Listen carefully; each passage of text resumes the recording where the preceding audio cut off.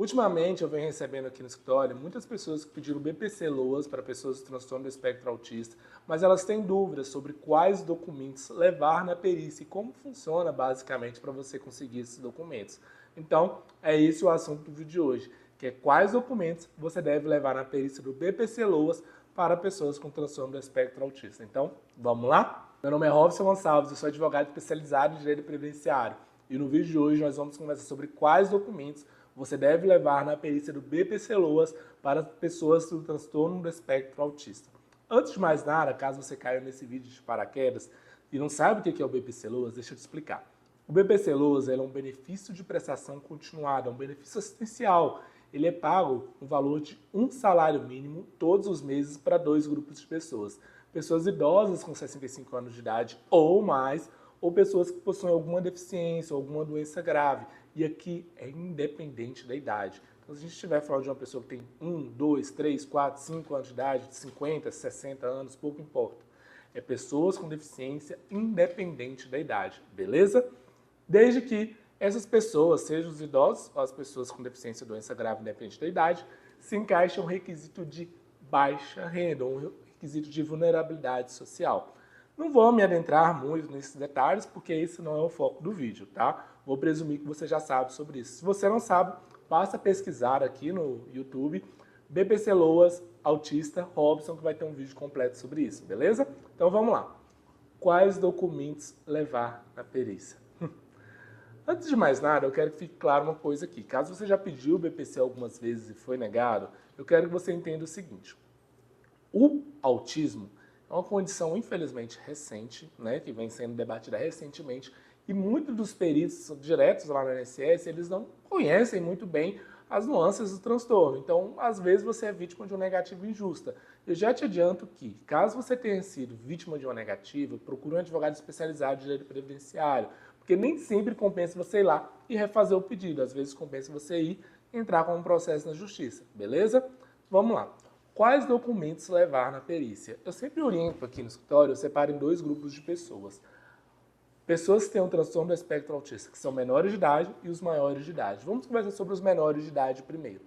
Sempre que a gente pensa numa deficiência, que é o transtorno do espectro autista, que existe uma lei que considera o autismo independente do grau, pouco importa se é leve, moderado, grave, pouco importa o grau de suporte necessário, é deficiência para os fins da lei, e tendo-se em vista que é uma deficiência para os fins da lei, tem direito ao BPC-LOAS. Concorda comigo?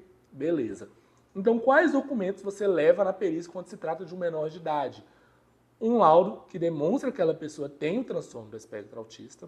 Sempre quando se trata de menor de idade aqui, eu gosto também no escritório de apresentar alguma coisa da escola que comprove que aquela criança tem algumas limitações, caso tenha, é claro, se tem algum professor auxiliar, ou mesmo que não tenha o professor auxiliar, mas tem algum encaminhamento do neurologista falando que precisa de um professor auxiliar, também ajuda.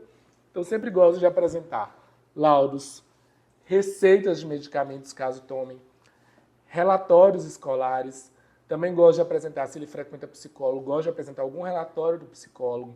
Gosto de apresentar também aqui no escritório e ajuda demais, caso ele faça terapia ocupacional, algum relatório da terapia ocupacional.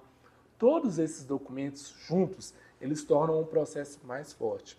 Robson, mas você disse que o autismo é deficiência independente do grau e o BPC-LOAS é devido para pessoas com deficiência, não bastaria um laudo? Concordo com você. Só que eu sempre trabalho aqui no escritório e penso, quanto mais documentos a pessoa tiver, melhor. Pelo seguinte, lembra que eu te falei no início deste vídeo que os peritos, na maioria dos casos, eles não conhecem as nuances do transtorno do espectro autista? Pois é. Então, quantos mais documentos você tem comprovando que aquela condição causa problemas no dia a dia, ajuda, beleza? Agora vamos lá. Caso você seja maior de idade, os documentos eu gosto de mudar um pouquinho. Lembra que no do menor de idade eu falei que às vezes um relatório escolar funciona? Mas caso seja um maior de idade, o que eu gosto de apresentar também? Se essa pessoa entra e sai do emprego direto, eu gosto de apresentar algum comprovante que essa pessoa entre e sai do emprego, seja o CNIS ou a carteira de trabalho. Por quê? Para demonstrar que essa pessoa tem uma rotatividade muito alta, exatamente por conta das nuances do transtorno do espectro autista. Mas e se essa pessoa nunca trabalhou? Também gosto de apresentar um comprovante que essa pessoa nunca trabalhou, que podemos argumentar que em que pese ter o transtorno do espectro autista e ser maior de idade, essa pessoa não conseguiu se inserir no mercado de trabalho formalmente, tendo-se vista todas as limitações que o transtorno causa no dia a dia. Entendeu aqui? Então, além desses documentos que comprovem a relação de trabalho, eu também gosto de apresentar os mesmos do menor de idade, com exceção da parte escolar, porque no caso do adulto não vai estar na escola via de regra. Então, entendeu aqui? Laudos, exames, receitas, tudo que você tiver relacionado ao transtorno do espectro autista. E aqui vai uma dica. Se você vai passar por perícia, foque no transtorno do espectro autista. Se tem TDAH também, ótimo, leva o laudozinho do TDAH.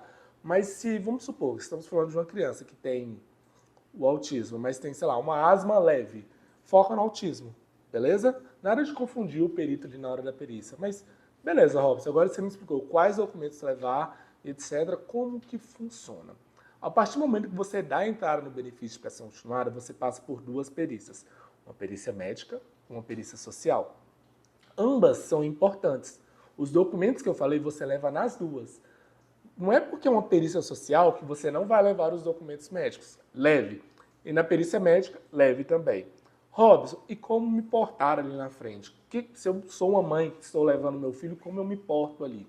Basta você demonstrar as limitações que seu filho tem no dia a dia e leve o seu filho na perícia. É claro, né? Caso você tenha ficado com qualquer dúvida, deixe aqui nos comentários. E eu vou te dar uma dica aqui. Na maioria das vezes, como nós pedimos o benefício de prestação continuada diretamente no INSS, quando se trata de um autista e esse benefício é negado, saiba que existe a possibilidade de você recorrer ao judiciário para conseguir reverter essa negativa. E é bem fácil, tá? Eu já te adianto que na maioria dos casos, aliás, quase todos os casos, que eu não posso garantir causa ganha, né? Essas negativas elas são revertidas facilmente pelos juízes. Isso porque, lembra que eu te falei no início deste vídeo que o autismo é considerado deficiência e tem uma lei sobre isso? Pois é, os juízes eles aplicam a lei. Basta comprovar que tem o transtorno do espectro autista com laudos, o seu filho ou você mesmo, caso seja para você, passa por uma perícia novamente, só que desta vez, ao contrário do INSS, que normalmente é com clínico geral, dessa vez você passa com um psiquiatra ou com um neurologista, sempre a depender da sua condição e dependendo da estratégia do seu advogado. Ficou com alguma dúvida? Caso tenha, deixe aqui nos comentários. Eu vou ficando por aqui. Não se esqueça de curtir esse vídeo, se inscrever no canal e ativar o sininho. E lembre-se, qualquer dúvida, pode deixar aqui nos comentários. Tchau, tchau!